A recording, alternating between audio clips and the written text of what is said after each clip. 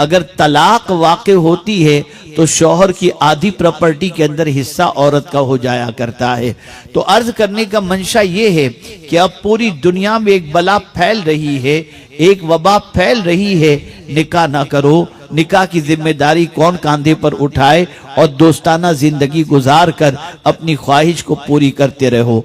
इसी वजह से आज दुनिया में एंजाइटी फैल रही है, आज बेकरारी फैल रही है, आज बेचैनी फैल रही है, इसलिए कि जो इस तरीके की जिंदगी गुजारते हैं उन्हें मालूम है कि कल मेरे साथ जिंदगी गुजारने वाली सहेली का, दोस्ती का, दोस्त का दिल किसी और की तरफ आ गया तो वो मेरा साथ छोड़ देगा, कहीं और चला जाएगा। लेकिन अल्लाह अकबर, मेरे प्यारे आका सल्लल्लाहु अलैहि वसल्लम के प्यारे दीवानों, अल्लाह ताला ने अपनी मारिफत का जरिया बहुत सारी चीजों को बनाया, अपनी निशानियां बहुत सारी चीजों को उसने बताया। आप देखें, आसमान भी अल्लाह की निशानियों में से है, जमीन भी अल्लाह की निशानियों में से है, चांद भी अल्लाह की निशानियों में से है, सूरज भी अल्लाह की निशानियों में से है, पहाड़ भी अल्लाह की निशानियों में से है, और इसी के साथ साथ तारे भी अल्लाह की निशानियों में से है, जमीन भी अल्लाह की निशानियों में से है। लेकिन इसी के साथ साथ अल्लाह अज़्ज़ा व जल्ल ने एक और चीज को भी अपनी निशानी बताई। बहुत गौर से सुनिएगा, शायद कि आपकी समझ में बात आ जाए। वमिन आयातिही, उसकी निशानियों में से क्या निशानी है? अन खलक़ लकुम मिन अनफुसिकुम अज़वाजा, तुम ही में से तुम्हारे लिए जोड़ा बनाया, जोड़ा पैदा किया। आप अंदाजा लगाइए, अल्लाह ने कोई चीज भी बेजोड़ नहीं बनाई, हर चीज का जोड़ा। वमिन कुल्ली शैइन खलकना ज़ौजैन, हर चीज का हमने जोड़ा बनाया। कोई चीज भी ऐसी नहीं जिसका जोड़ा अल्लाह ने न बनाया हो, हर चीज का अल्लाह ने जोड़ा बनाया। मेरे प्यारे आका सल्लल्लाहु ताला अलैहि वसल्लम के प्यारे दीवानों, लेकिन ये मियां बीवी के जोड़े के हवाले से कुरान ने बड़ी अजीम बात बताई। फरमाया वमिन आयातिही, उसकी निशानियों में से। या अल्लाह, इसकी ये तेरी कैसी निशानी है? तो अब थोड़ा सा समझें, निशानी होती क्या है? निशानी से मंजिल का पता चलता है, निशानी से मंजिल की मारिफत नसीब होती है। मिसाल के तौर पर अगर हम यहाँ से अहमदाबाद जाना चाहें तो रास्ते में हमको निशानी मिल जाती है, लिखा होता है अहमदाबाद का रास्ता इस तरफ है, एयरपोर्ट का रास्ता इस तरफ है, अहमदाबाद इतना किलोमीटर है। इस निशानी से हमें मंजिल का पता चलता है। अल्लाह फरमाता है, अल्लाह की निशानियों में से एक निशानी है। क्या निशानी है? अल्लाह ने तुम्ही में से तुम्हारे लिए जोड़ा बनाया। अल्लाह अकबर, ये भी अल्लाह की निशानी है। ए अल्लाह, ये जोड़ा तूने बनाया, लेकिन तेरी मारिफत इस जोड़े से कैसे नसीब हो, तेरी मारिफत इस जोड़े से कैसे हासिल हो? तो फरमाया अन खलक़ लकुम मिन अनफुसिकुम अज़वाजा लितस्कुनू इलैहा, ताकि तुम उससे जो है सुकून हासिल करो। तुम्ही में से तुम्हारे लिए जोड़ा पैदा किया गया, तुम्हारी बीवी बनाई गई, और इस बीवी के जरिए तुम सुकून हासिल करो। अब आप देखें मेरे प्यारे आका सल्लल्लाहु अलैहि वसल्लम के प्यारे दीवानों, इंसानी जिंदगी के अंदर सुकून के बहुत सारे जरिए हैं, बहुत सारी चीजें हैं। जिक्र के जरिए अल्लाह अज़्ज़ा व जल्ल के जिक्र के जरिए इंसान को सुकून हासिल होता है। तिलावत कुरान मुक़द्दस के जरिए इंसान को सुकून हासिल होता है। दुरूद शरीफ के जरिए इंसान को सुकून हासिल होता है। खाने काबा के तवाफ के जरिए इंसान को सुकून हासिल होता है। गुंबद खजरा की ज़ियारत के जरिए इंसान को सुकून हासिल होता है। लेकिन यहाँ पर परवरदिगार ने बीवी को भी सुकून का जरिया अता फरमाया। क्या मतलब? मतलब ये है कि रसूल आजम सल्लल्लाहु अलैहि वसल्लम के दीवानों, एक उम्र होती है जिंदगी की। एक छोटा सा बच्चा जब पैदा होता है तो उसकी देखभाल उसकी माँ करती है, उसका बाप करता है। वो नन्हा सा बच्चा बरहना होता है, नंगा होता है, माँ उसे धुलाती है, माँ उसे नहलाती है, माँ उसे पाउडर लगाती है।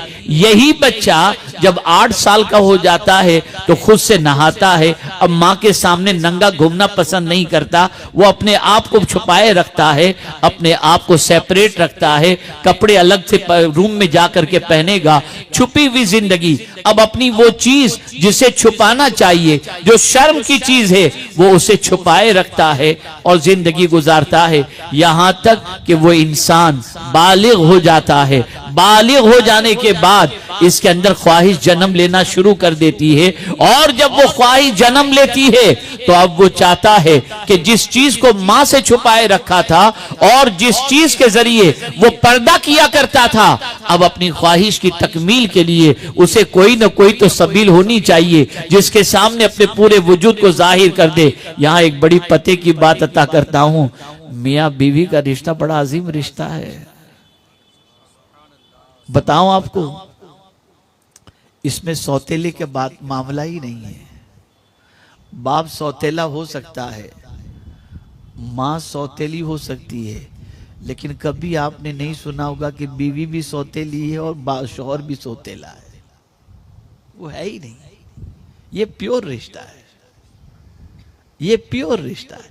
यहां कोई सौतेले वाली बात है ही नहीं।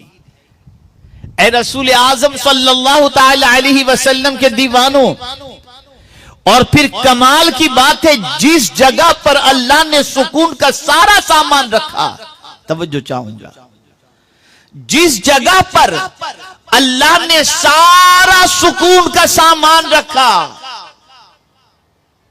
वहीं पर उसने मियां बीवी का रिश्ता कायम फरमाकर फरमाया कि बीवी में अल्लाह ने सुकून रखा है।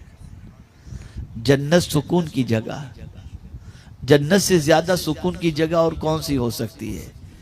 यहां तो सिचुएशन ऐसी है दुनिया के अंदर, इससे मिले तो उसकी, उससे मिले तो उसकी, आज वो हमारे बारे में क्या कह रहा है, कल वो हमारे बारे में क्या कह रहा है, सुन सुनकर, बात सुन सुनकर दिमाग पक जाता है।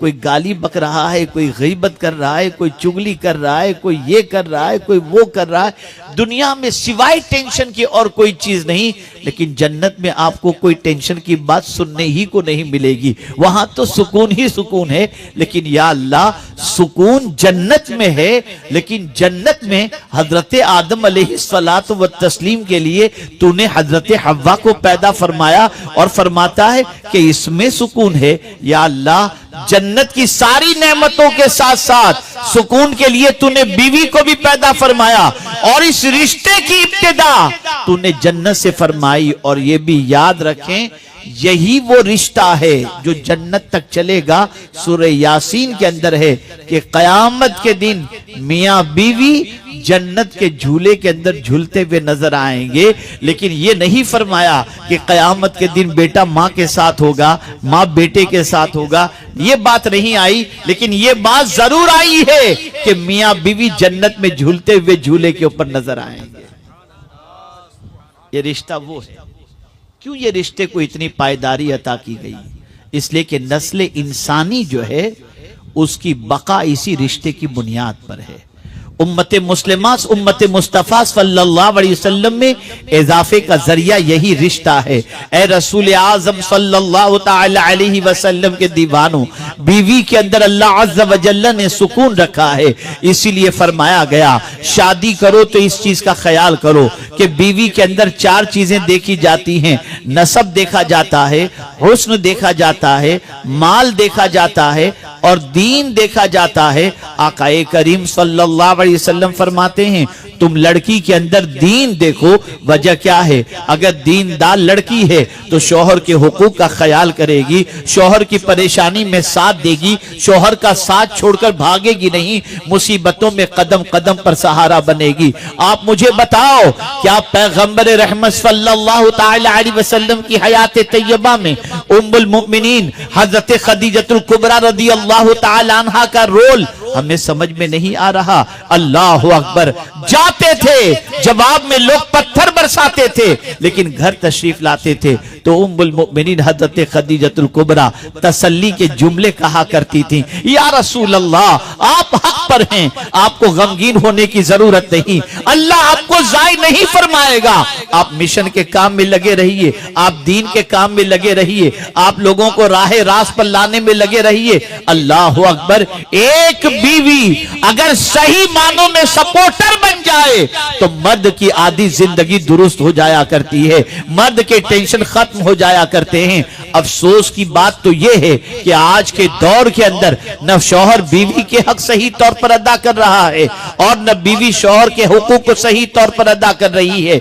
नतीजतन सिचुएशन ये है कि शादी का बंधन अब पहले की तरह सुकून का जरिया नहीं, टेंशन का सबब बनता जा रहा है। अल-इयाज़ु बिल्लाह। ए रसूल आज़म सल्लल्लाहु अलैहि वसल्लम के दीवानों, एक होती है रहमानी मोहब्बत और एक होती है शैतानी मोहब्बत। शादी से पहले अगर लड़के लड़की में मोहब्बत है वो शैतानी मोहब्बत है, और शादी के बाद अगर मियां बीवी में मोहब्बत है तो वो रहमानी मोहब्बत है, वो अल्लाह मोहब्बत पैदा फरमाता है। अब आप देखें, परवरदिगार ने फरमाया लितस्कुनू इलैहा, ताकि तुम अपनी बीवी के जरिए सुकून हासिल करो। और फिर इसके बाद परवरदिगार ने क्या फरमाया, वजअल बैनकुम मवद्दतम व रहमा, अल्लाह ने तुम दोनों के दरमियान मोहब्बत पैदा फरमा दी। आप सोचो तो सही, एक लड़की जो सहेलियों के साथ जिंदगी गुजारती, माँ के घर में बेरोक टोक अपनी जिंदगी गुजारती, जो चाहती अपने बाप का दामन पकड़कर बाप से मांग लिया करती, जो चाहती वो अपने बाप से भाई से सवाल कर लिया करती, जिस तरह चाहती घर में अपनी जिंदगी गुजारती। लेकिन यही बच्ची एक रात शौहर के साथ गुजार लेती है तो अब इस बच्ची का मिजाज बदल जाता है। अब अपने मैके में उसे अच्छा नहीं लगता, वो अपने मैके में जाने के बाद फौरन घर पर वापस आ जाना चाहती है, शौहर के पास आ जाना चाहती है। जिंदगी गुजारी 20 साल अपनी माँ के साथ गुजारती है, 20 साल अपने बाप के साथ गुजारती है, 20 साल अपने रिश्तेदारों के साथ गुजारती है, लेकिन जहां निकाह हो गया और एक रात शौहर के साथ गुजार करके क्या आ जाती है, अब वो शौहर का घर उसे अच्छा लगने लगता है, शौहर उसे अच्छा लगने लगता है। या अल्लाह, मामला क्या है? 20 साल की पैदाइश से लेकर के जिंदगी की मोहब्बत एक रात में इस तरह से कैसे बदल गई कि परवरदिगार शौहर की मोहब्बत उसके दिल में इतनी पैदा हो गई कि अब उसे माँ का घर अच्छा नहीं लगता, उसे वहां जाना अच्छा लगता है। तो जवाब मिलेगा, तुम तलाश करो। अल्लाह की निशानियों में से एक ये भी निशानी है कि अल्लाह जिसकी मोहब्बत चाहे जब चाहे इंसान के दिल के अंदर पैदा फरमा दे। ये अल्लाह की निशानियों में से किसने उसके दिल में ये मोहब्बत पैदा फरमाई? ये अल्लाह ने पैदा फरमाई। ये अल्लाह की पैदा करदा मोहब्बत है। इंसान की जिम्मेदारी है कि हर चीज से अपने रब का पता तलाश करे, अपने रब की मारिफत हासिल करे। जमीन देखे तो अल्लाह का पता मालूम करे, आसमान देखे तो अल्लाह का पता मालूम करे, चरिंदो परिंद को देखे तो अल्लाह का पता मालूम करे। अब तो एक ही चीज मालूम करते हैं, माल माल और माल, बाकी कुछ पता नहीं, देने वाले का पता ही नहीं, तलाश ही नहीं करते। अल्लाह वालों का हाल ये होता कि वो हर चीज में अपने रब को तलाश करते, हर चीज में अपने रब की कुदरत को देखने की कोशिश किया करते। अल्लाह अकबर। मेरे प्यारे आका सल्लल्लाहु ताला अलैहि वसल्लम के प्यारे दीवानों, जब हम सहाबा की जिंदगी का जायजा लेते हैं, ताबईन की जिंदगी का जायजा लेते हैं, औलियाए कामिलीन की जिंदगी का जायजा लेते हैं, तो हम इस नतीजे पर पहुंचते हैं कि वो रब ही की तलाश में रहते और रब ही की जुस्तजू में रहते और रब ही की मोहब्बत में अपनी जिंदगी के लम्हात को गुजारा करते। तो अर्ज ये कर रहा था, अल्लाह फरमाता है वजअल बैनकुम मवद्दा व रहमा, अल्लाह ने तुम दोनों के दरमियान मवद्दत और रहमत पैदा फरमाई। चलिए, मवद्दत तो समझ में आती है कि मियां बीवी के रिलेशन के अंदर मोहब्बत न हो तो रिलेशन मेंटेन नहीं किया जा सकता। और ये मोहब्बत जिनसी ख्वाहिश की तकमील से पहले जरूरी, मोहब्बत ही की बुनियाद पर इंसान अपनी बीवी से सुकून हासिल करता है। जब मवद्दत का जिक्र आ गया तो फिर रहमत की जिक्र की क्या जरूरत कि तुम्हारे दरमियान अल्लाह ने मोहब्बत पैदा फरमाई और रहमत पैदा फरमाई। तवज्जो चाहूंगा, दो लफ्ज कुरान में आए, मवद्दत और रहमत। एक इंसान 70 क्रॉस कर जाए तो अपनी बीवी से जिनसी ख्वाहिश की तकमील का जज्बा उसका तकरीबन खत्म हो जाता है। मियां बीवी तो होते हैं लेकिन एक दूसरे की जिनसी ख्वाहिश की तकमील की पोजीशन दोनों के अंदर नहीं होती। उम्र के उस हिस्से में वो पहुंच जाते, बूढ़े हो जाते हैं। तो मवद्दत का ताल्लुक जिनसी ख्वाहिश की तकमील से भी है, लेकिन ये बूढ़े हो जाते हैं तो दोनों के दरमियान ऐसी मोहब्बत होती है कि दोनों बैठे होते हैं, देर तक गुफ्तगू करते होते हैं। या अल्लाह, जब एक ख्वाहिश की तकमील का मामला भी खत्म हो गया, अब ये दोनों मिलकर के बुढ़ापे में क्यों बैठे हैं? तो जवाब मिलेगा, ये भी अल्लाह की निशानियों में से है कि इन बूढ़े बूढ़ी के दरमियान अल्लाह ने ये मोहब्बत पैदा फरमा दी, ये रहमत पैदा फरमा दी। इसलिए दोनों चाहते हैं नहीं, पहले तू नहीं मरेगी, पहले मैं मरूंगा। तो शौहर कहता है पहले मैं मरूंगा, पहले तू नहीं मरेगी, तू मर जाएगी तो मेरा क्या होगा? तो बूढ़ा शौहर कहता है तू मर जाएगी तो मेरा क्या होगा? वो कहती है आप मर जाएंगे तो मेरा क्या होगा? दोनों बैठे होते हैं झूले पर, बेटे अपने, बीवी अपनी, बच्ची अपनी, सब अपनी अपनी जिंदगियों में। ये बूढ़ा बूढ़ी बेचारे बैठे होते हैं, गपशप करते होते हैं और अपना टाइम पास कर रहे होते हैं। मुझे याद है कि मेरे उस्ताद गिरामी कभी मुझे ये दुआ नहीं देते थे, लेकिन गुज़िश्ता 2-4 सालों से ये दुआ हजरत देते हैं, अल्लाह आपकी जोड़ी सलामत रखे। तो मुझे हैरत हुई कि हजरत को एक बार मैं पूछ बैठा, हजरत ये जोड़ी सलामत रहने की दुआ कभी आप नहीं देते थे, अब आप दे रहे हैं? तो हजरत फरमाते हैं बुढ़ापे में बेटा शादी करके बीवी को लेकर चला जाता है, बच्चियां शादी करके अपने ससुराल चली जाती हैं, ये बूढ़ी ही तो होती है जो बेचारी चाय बनाकर दे दिया करती है। आप जरा सोचो कितना अजीम रिश्ता है ये मामूली रिश्ता नहीं है। इस रिश्ते के अंदर कई निशानियां पोशीदा हैं। और ये सोचो ये मोहब्बत किसने पैदा की? पालनहारे हकीकी ने पैदा की, माबूदे बरहक ने पैदा की है, वरना बूढ़ों के अंदर मोहब्बत, ये मोहब्बत अल्लाह की निशानियों में से है। ए रसूल आज़म सल्लल्लाहु ताला अलैहि वसल्लम के प्यारे दीवानों, अल्लाह की मारिफत हासिल करो। ज़मीन देखो तो सोचो कि इसका पैदा करने वाला कौन है। आसमान देखो तो सोचो इतना बड़ा आसमान पैदा करने वाला कौन है। चांद देखो तो सोचो इसे पैदा करने वाला कौन है। सूरज देखो तो सोचो इसको पैदा करने वाला कौन है। पता ये चला हम दुनिया में आए ही इसलिए हैं कि अपने रब की तलाश करें, अपने माबूद की मारिफत हासिल करें। हमें सब का तो पता है, रब का पता नहीं। बहुत दिल को झिंझोड़ने वाली बात मैं अर्ज करूंगा, और ये बात अगर आज की गुफ्तगू में आपने सिर्फ इसी बात को दिलो दिमाग के अंदर बिठा ली तो मैं समझता हूं मेरा आना और आपका समझना दोनों वसूल है। बहुत गौर से सुनिएगा, दिल को हाजिर रखकर सुनिएगा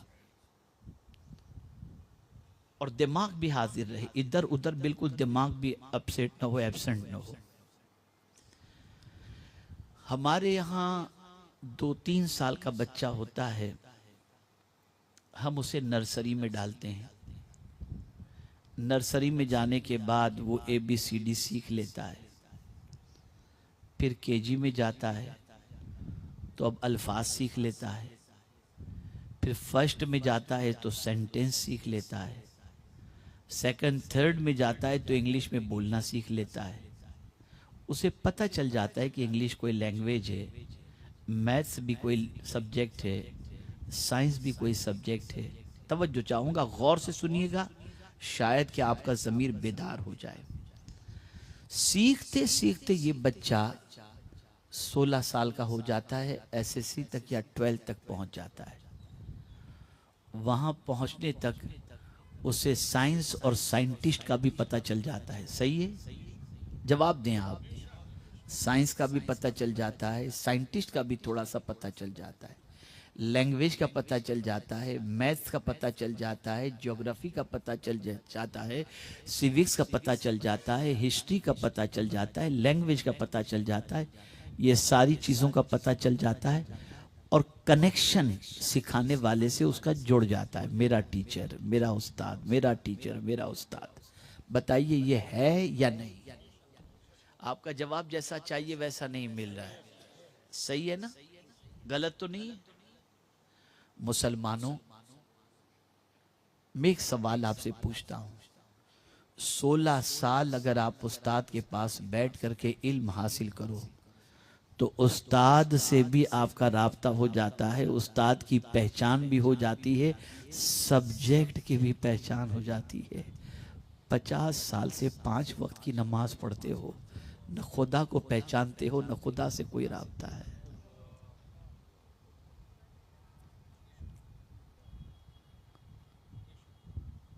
पचास साल से अपने रब की बारगाह में सर झुका रहे हो।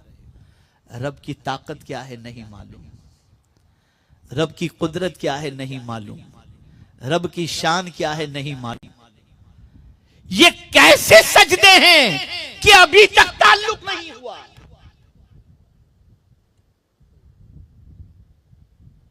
ये कैसी बंदगी है कि कुदरत से अभी तक हमारा मजबूत रिश्ता नहीं हुआ। पता चला हम फॉर्मुलिटी तो अदा कर रहे हैं, असल से हमारा कोई ताल्लुक नहीं है। ए रसूल आजम सल्लल्लाहु ताला अलैहि वसल्लम के दीवानों, सहाबा अपना ताल्लुक अपने रब से मजबूत करने के लिए कसरत से नमाज पढ़ा करते थे। औलिया किराम अपना ताल्लुक अपने रब से मजबूत करने के लिए इबादत और रियाजत किया करते थे। और हम क्यों नमाज पढ़ते हैं? जहन्नम से बच जाएं, जन्नत मिल जाए, रोजी मिल जाए, बस ये देने वाले से कोई ताल्लुक का ख्याल ही जहन में नहीं होता। कभी अल्लाह और उसके रसूल से कनेक्शन के मजबूत का ख्याल हमारे जहन में पैदा हुआ नहीं, कभी नहीं।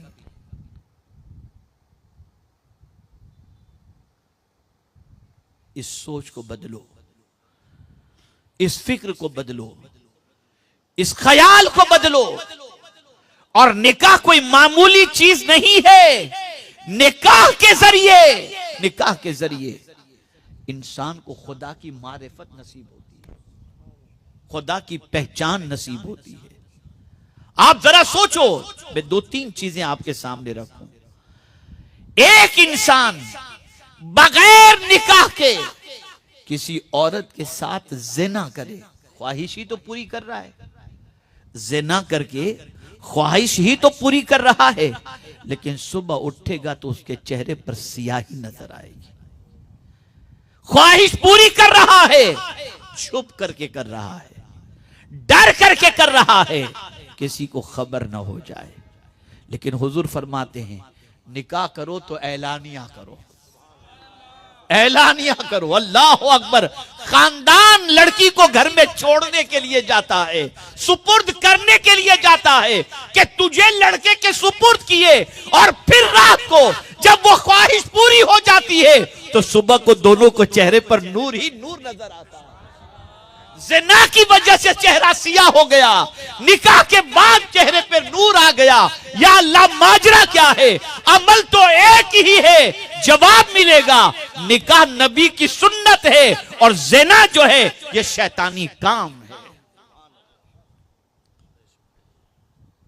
किसी अजनबी लड़की के साथ अगर कोई निकलना चाहे तो डरेगा, बीवी के साथ निकलने में कोई डर और झिझक महसूस नहीं होगी। अल्लाह की निशानियों को तलाश करो, अल्लाह की निशानियों को। यह अल्लाह की निशानी है। ये अल्लाह की निशानी है। मेरे प्यारे आका सल्लल्लाहु ताला अलैहि वसल्लम के प्यारे दीवानों, हमने इस रिश्ते को बहुत अहमियत नहीं दी, एक ही चीज का जरिया समझा, इंजॉय, बस।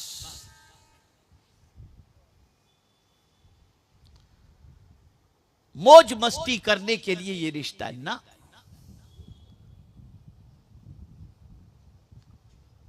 ये रिश्ता एक जिंदगी के लंबे सफर के साथी की हैसियत से पार्टनर की तलाश और दुख सुख के साथी के साथ जिंदगी गुजारने वाला रिश्ता है। बीवी कोई मामूली नहीं है।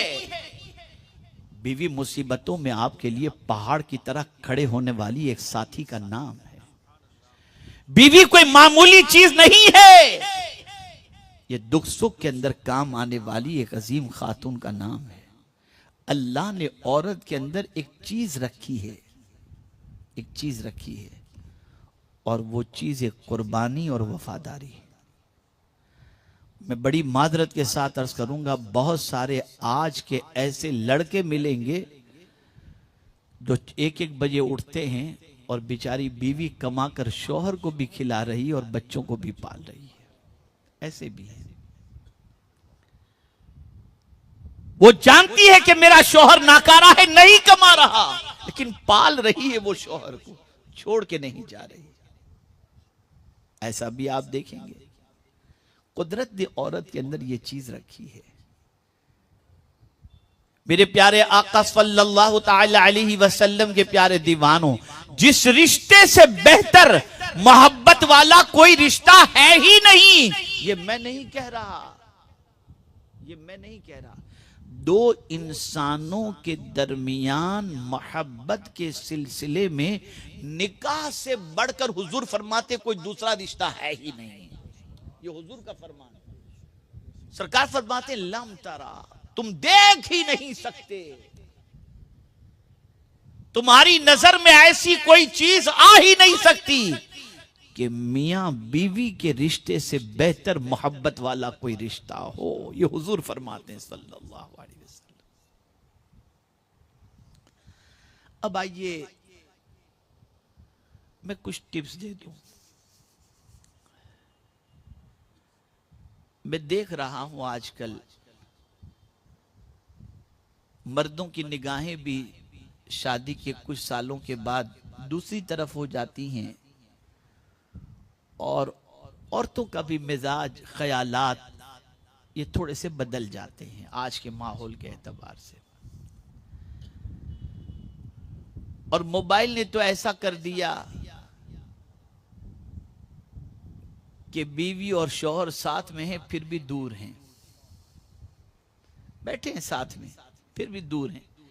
बीवी अपने मायके वालों से, सहेलियों से, बहन से, भाई से, माँ से फोन पे लगी है। शौहर अपने दोस्तों से, पहचान वालों से, कारोबार वालों से, उनसे फोन पे लगा है। जब थक जाते हैं तो इसका मोबाइल इसने साइड पे रखा, उसका मोबाइल उसने साइड पे रखा और सो गए। किसी कहने वाले ने बड़ी प्यारी बात कही है, हम साथ तो होते हैं पास नहीं होते। हम साथ तो होते हैं पास नहीं होते। और डॉक्टर इकबाल ने तो बहुत पहले कह दिया था, है दिल के लिए मौत मशीनों की हुकूमत। ये मशीन है मोबाइल, ये क्या है दिल के लिए मौत मशीनों की हुकूमत। एहसास और मुरव्वत को कुचल देते हैं आलात। एहसास को भी ये आलात खत्म कर देते हैं, मुरव्वत को भी। मैं आपको बताऊं मुरव्वत कैसे खत्म करते हैं, एहसास कैसे खत्म करते हैं। हमको तो मालूम है, कोई मिलने के लिए आता है, सामने बैठा हुआ है और फोन आ गया, हम लगे उससे बात करने के अंदर। ये मोबाइल है ना, मशीन है ना, हम बात करने में लगे, बेचारा सामने बैठा हुआ आधे घंटे से, उसको टाइम ही नहीं दे रहे। एहसास ही नहीं है, एहसास ही नहीं है। फिर 1 मिनट के लिए उससे पूछ लिया, हाँ क्या काम है आपका? अरे भाई ये बेचारा आधे घंटे से बैठा है, दूर से आया है, कुछ इसकी भी तो सुन लेते। लेकिन एहसास और मुरव्वत वो कुचल देते हैं। ये हाल हो चुका है। और ये बात मेरी जहन के अंदर महफूज कर लें, जितना ये सोशल मीडिया, इलेक्ट्रॉनिक, ये सारी चीजें जितनी बढ़ती जाएंगी, बेचैनी उतनी ही बढ़ती चली जाएगी, बेकरारी इतनी ही बढ़ती चली जाएगी। तो आइए मैं आपको समझाता हुआ चलूं। मेरे प्यारे आका सल्लल्लाहु ताला अलैहि वसल्लम के प्यारे दीवानों, आज के माहौल के अंदर शौहर की पोजीशन ये हो जाती है कि 2-4 बच्चे की बीवी अगर मां बन गई तो निगाह कहीं और चली जाती है, ताने शुरू हो जाते हैं, किसी की तारीफ शुरू हो जाती है, और फिर बीवी अगर कोई बात करे तो चिड़चिड़ापन पैदा होता है, क्या तो दिमाग खराब करती रहती है, ये मेंटेलिटी हो जाती है। और इसी बीवी की सहेली अगर आ जाए और बात करे तो ऐसे मुस्कुराकर बात करते हैं जैसे जिसकी कोई इंतजार नहीं। दूसरी औरतों से मुस्कुराकर बात, और बीवी से बिल्कुल चिड़चिड़ाहट। ये सारी चीजें मुआशरे में पैदा हो रही हैं। वजह क्या है? इस रिश्ते की अहमियत को लोगों ने नहीं समझा, इस रिश्ते के तकद्दुस को लोगों ने नहीं समझा। मैं आपको एक ऐसा बुनियादी दस्तूर अता करता हूं कि अगर शौहर और बीवी, मर्द और औरत अगर इस दस्तूर को पेशे नजर रखें और अपनी लाइफ को इस तरीके से गुजारें तो कभी जिंदगी के अंदर इंशाअल्लाह प्रॉब्लम नहीं होगा। पहली चीज, बीवी अपने पल्ले 2 बातों को बांध ले, सिर्फ 2 बात अर्ज करूंगा, और शौहर भी अपने पल्ले 2 ही बातों को बांध ले। बीवी के एब्सेंट में किसी के सामने अपनी बीवी की बुराई न करे, पहली चीज। दोस्त हों या अपने घर वाले हों या अपने रिश्तेदार हों, अकेले में कभी किसी के सामने अपनी बीवी की बुराई बीवी के पीठ पीछे कतई तौर पर न करें। रिश्तेदार हैं, घर वाले हैं, मेरी बीवी तो ऐसी ये करती है वो करती है, कभी भी नहीं। और इसी के साथ जब कई लोग साथ में हों और बीवी भी हो तो बीवी की कोई बात बुरी भी लगे तो सबके सामने बीवी को जलील ना करें। ये बहुत अहम टिप दे रहा हूं। घर वालों के सामने, दोस्तों के सामने, रिश्तेदार के सामने अपनी बीवी की बुराई न करें और सबके सामने बीवी का डिसरिस्पेक्ट न करें। जब ये चीज होगी ना तो बीवी के दिल में अगर आपके सिलसिले में थोड़ी सी भी कोई कजी होगी ना तो आपके इस रवैये की बुनियाद पर वो कजी दूर हो जाएगी और वो कजी को अल्लाह मोहब्बत में तब्दील फरमा देगा। ये याद रखें। आप जिंदगी में आजमा कर देखिएगा, एक बच्ची को नसीहत की गई थी, वो बच्ची शादी करके गई और उसे भी यही कहा गया था कि अपने शौहर की बुराई किसी के सामने मत करना और लोगों के सामने अपने शौहर की मौजूदगी में शौहर का डिसरिस्पेक्ट मत करना। इस चीज का ख्याल रखना।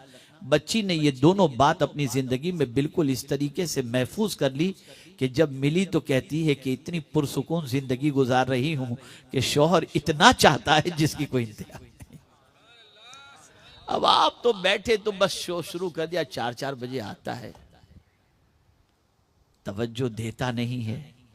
अब ये सारी चीजें आप करेंगे तो शौहर के दिल में आपकी मोहब्बत कहां से पैदा होगी।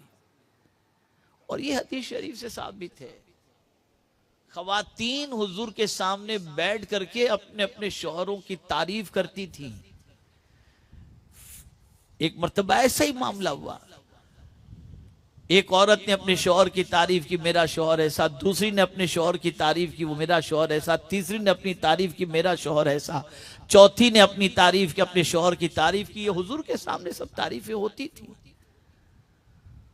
और फिर एक खातून ने अपने शौहर की तारीफ में कह दिया कि मेरा शौहर तो ऐसा कि जिसने मेरे कान को सोने से लाद दिया, मेरी गर्दन में सोना इतना डाल दिया कि मेरी गर्दन झुक गई, मेरे पैरों में इतना सोना, मेरे हाथों में इतना सोना, मुझे इतना खिलाया कि खिला खिला करके मेरे बाजू जो है वो चर्बियों से भर गए। जब इतनी सारी तारीफ उसने की तो फिर सरकार सल्लल्लाहु अलैहि वसल्लम ने भी अपनी अज़वाज से फरमाया, तुम्हारे लिए मैं इससे भी बेहतर हूं। और यही वजह, खुदा की कसम एक शेर पेश करूंगा तो पता चलेगा हुजूर अपनी बीवी से कितनी मोहब्बत करते थे।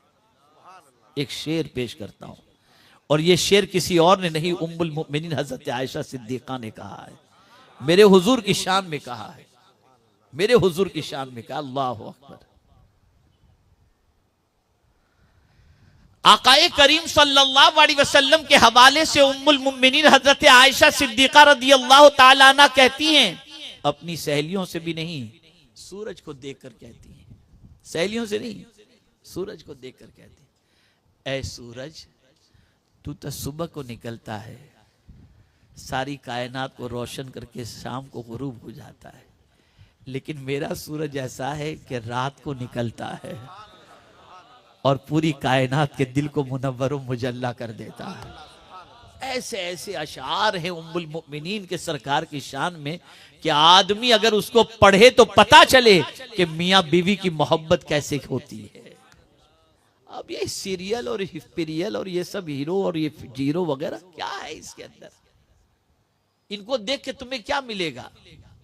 अय्याशियां मिलेंगी, बाइक पर चिपक कर आवारा गर्दी करते हुए मिलेंगे, कार के अंदर छुप करके किनारे लगाकर बोसो किनार करते हुए मिलेंगे, यही सब वहां से सीखेंगे और ये करेंगे। लेकिन हुजूर की सीरत अगर पढ़ेंगे तो सही मोहब्बत का तरीका मेरे आका की जिंदगी से आपको मिलेगा। लेकिन पढ़ना ही नहीं है तो क्या करेंगे? ये टिप लेकर के जाओ, अकेले में मियां बीवी खूब तू मैं करो अगर कोई बात है तो, लेकिन किसी के सामने एक दूसरे की इंसल्ट ना करो। ये चीज जहन के अंदर बिठा लो। रिस्पेक्ट दो सबके सामने अपनी बीवी को, रिस्पेक्ट दो सबके सामने अपने शौहर को, और दोनों के एब्सेंट के अंदर किसी के सामने अपनी बीवी की या अपने शौहर की बुराई बयान मत करो। जब ये पोजीशन होगी ना तो जो लड़ाने वाले हैं ना वो ठंडे हो जाएंगे। कुछ लोग होते हैं जो शैतानी काम करते हैं, अरे तेरा शौहर तो यूं, अरे तेरी बीवी तो यूं, लगे रहते हैं इस काम के अंदर। उनका काम ही ये है, वो शैतान के चेले बन करके ये काम करते होते हैं। यही वो रिश्ता है। गौर से सुनिएगा, झूठ कितनी बुरी चीज है आपको मालूम है? कितनी बुरी चीज है। आकाए करीम सल्लल्लाहु अलैहि वसल्लम फरमाते हैं, सरकार की बारगाह में पूछा गया, क्या मोमिन ज़िना कर सकता है? सरकार ने फरमाया हाँ। लेकिन पूछा गया, क्या मोमिन झूठ बोल सकता है? सरकार ने फरमाया नहीं। जो मोमिन होगा वो कभी झूठ नहीं बोलेगा। और आप क्या समझते हो, ये जो नजासत होती है उसी में से बदबू आती है ना? गुनाहों में बदबू है। आदमी जब गुनाह करता है तो बदबू आती है गुनाह के अंदर। आपको हमको नहीं समझ में आती, वो भी हदीस शरीफ से समझा दूं। आकाए करीम सल्लल्लाहु अलैहि वसल्लम ने इरशाद फरमाया, जब कोई झूठ बोलता है तो उसके मुंह की बदबू से फरिश्ते 40 मील दूर चले जाते हैं। झूठ इतनी खतरनाक चीज है। लेकिन मियां बीवी के रिश्ते के सिलसिले में कुर्बान जाइए, हुजूर क्या फरमाते हैं? सरकार फरमाते हैं, इन दोनों के दरमियान सुलह कराने के लिए अगर झूठ भी बोलना पड़े तो झूठ बोल दिया। यहां हुजूर ने इजाजत दी। अरे तू क्या बात करे, तेरे शो वो तो बहुत तेरी तारीफ करता है, वो तो जब मिलता है तेरे गुण गाता है। भले वो गुण न गाता हो, भले वो तारीफ न करता हो, लेकिन दोनों को जोड़ने के लिए हुजूर ने इजाजत दी कि तुम ये झूठ बोल सकते हो। और आज तुड़वाने के लिए आदमी झूठ बोलते हैं। कहां से ये सब सीखा है लोगों ने? तो ए रसूल आजम सल्लल्लाहु अलैहि वसल्लम के दीवानों, अर्ज करने का मंशा ये है कि कुछ टिप्स अपने जहन में रखो। शौहर की मौजूदगी में, रिश्तेदारों की मौजूदगी में शौहर का रिस्पेक्ट। सब रिश्तेदार बैठे हो ना, औरत को क्या चाहिए? सब रिश्तेदार बैठे हैं, अपने बाप भी बैठे हैं, अपनी माँ भी बैठी है, अपना भाई भी बैठा है, अपना ससुर भी बैठा है, सब बैठे हैं। पानी पिलाना है तो पहले शौहर को जाकर के दे, शरबत पेश करना है पहले शौहर को दे। जब इतना रिस्पेक्ट वो अपने शौहर की सबके सामने करेगी ना, भले झगड़ा करके अंदर से आई है, अगर कमरे में झगड़ा भी हो गया और रिश्तेदार सब आ गए हैं तो इस झगड़े का पता लोगों को नहीं होना चाहिए। औरत शौहर के सामने उसका सबके सामने रिस्पेक्ट करे। और ऐसे ही शौहर की जिम्मेदारी भी है कि कोई ऐसी बात हो गई हो और कुछ लोग आ गए हो तो ये नहीं कि मुंह चढ़ा करके बैठे कि सारी कायनात को पता चल जाए कि मियां बीवी में खटपट हुई है। नहीं, आप जब ऐसा करोगे ना तो अल्लाह इस झगड़े को मोहब्बत में तब्दील फरमा देगा, इस नफरत को मोहब्बत में तब्दील फरमा देगा, इस गलत चीज को अल्लाह ताला खत्म फरमा देगा। ये तरीके। दूसरी चीज,